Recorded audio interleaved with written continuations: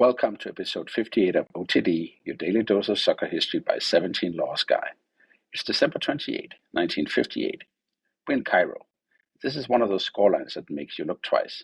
Egypt 2, West Germany 1. Not Germany's reserves versus a pop team, not a charity kickabout. It's a full international, the reigning African champions against a European giant on tour in an era when international travel was still an adventure.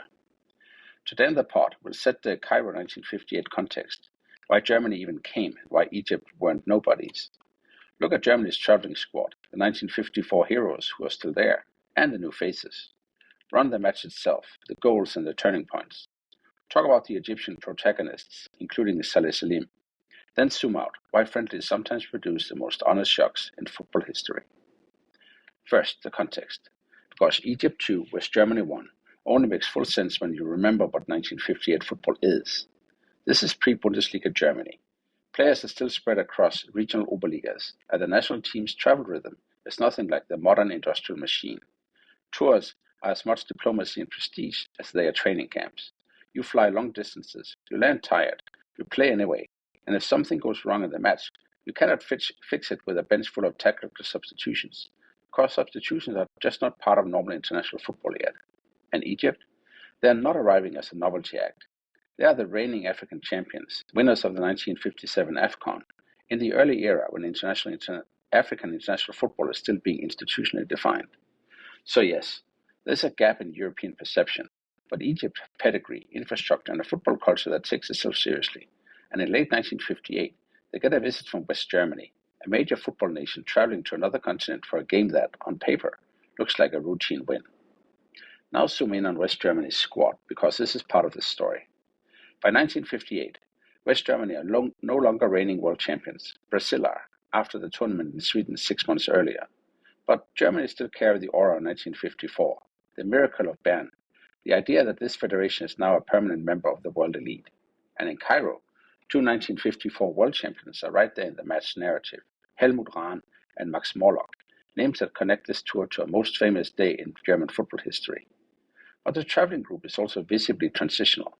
The roster lists show a tour squad with heavy rotation and multiple new caps, a testing selection, not a fully settled first 11 for a major tournament. And there's one detail that captures the era perfectly. Theo Klöckner is in the trip party while playing for Schwarz-Weiß Essen, outside the top tier. In modern football, that would be headline news by itself, a reminder that the national team net was cast differently in the 1950s, and that tours were used to look at players you might not otherwise see. Also, traveling from Frankfurt to Cairo in 1958 wasn't a direct flight, far from it. Reports of the trip itself talks of engine trouble and another flight turned back. So if you want the simplest summary of the setup, it's this. The former world champions arrive on another continent, disrupted, delayed, and experimental, and then ask football to behave normally. It doesn't. Now to the match itself, because this is where the day becomes legend. It's played at Prince Farouk Stadium in Cairo, Al-Ali's historic ground, today known as Makta El-Tej. The referee is Concetto Lobello, one of Italy's most famous officials of the era, which adds an important layer. This is not some anonymous backlot friendly. It's a properly officiated international occasion. Lobello will go on to referee the 1960 Olympic final, as well as 4 European Cup finals and an Intercontinental Cup final between Real Madrid and Peñarol. Back in Cairo, on this day, and the scoring pattern tells you how the afternoon feels, tense, real, and then suddenly irreversible. Egypt go in front from the penalty spot. Refat El-Fanağily converts. Germany responds through Max Morlock, 1-1, the halftime score, and you can almost hear the script trying to reassert itself. Okay, the favorite has stabilized. But 5 minutes into the second half, the decisive moment, Saleh Selim puts Egypt ahead 2-1. From there, the match becomes a classic 1950s international problem. You cannot solve the game the way modern teams do. No wave of substitutions, no specialist bench roles, no 5 changes to reset tempo and legs. One detail I love here because it reminds us how friendly football used to be in practice. The match record does include multiple substitutions, agreed changes that were common in exhibitions, even though league football of the era had its own substitution constraints and conventions. Egypt holds. Germany don't equalize. The final whistle lands with a thud. Egypt 2, West Germany 1. Now the Egyptian protagonist, because this isn't just a result, it's a moment that attaches itself to careers. The goal scorer, Saleh Selim, is not a footnote. He becomes one of Al-Ali's defining figures, first as a player, later as a long-serving club president, a person whose name is still spoken inside Egyptian football culture as a symbol of stature. And the penalty scorer, Rifat El-Fanağily, sits in that same space of era-defining Egyptian players, part of the national team spine in a period where Egypt are not merely participating in international football, they are winning on their continent and taking major visitors seriously. So when Egypt supporters still point to the scoreline with pride decades later, it makes sense. It's not a fluke we got lucky with once. It's a day where a strong football nation at home with real players beat a giant that arrived with reputation and left with a bruise. There's one more layer that matters for how these tours worked, the second match story.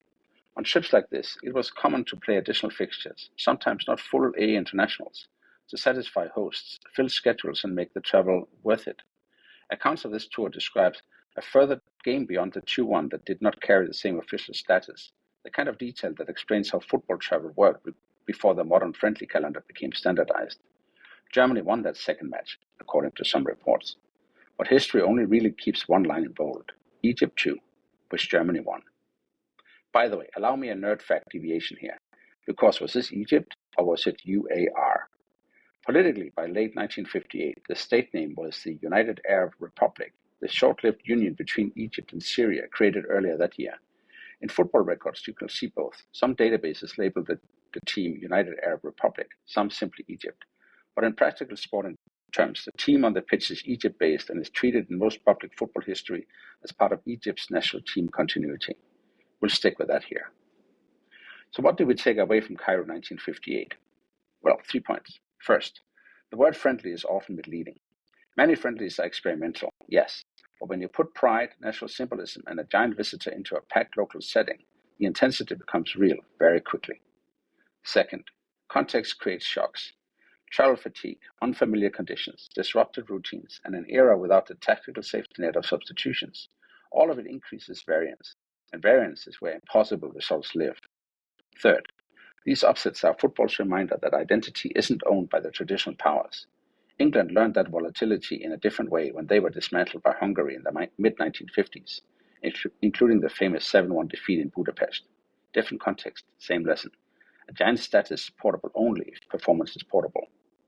Egypt were African champions. They were at home, and for one afternoon, they made the global game feel wider than European assumptions.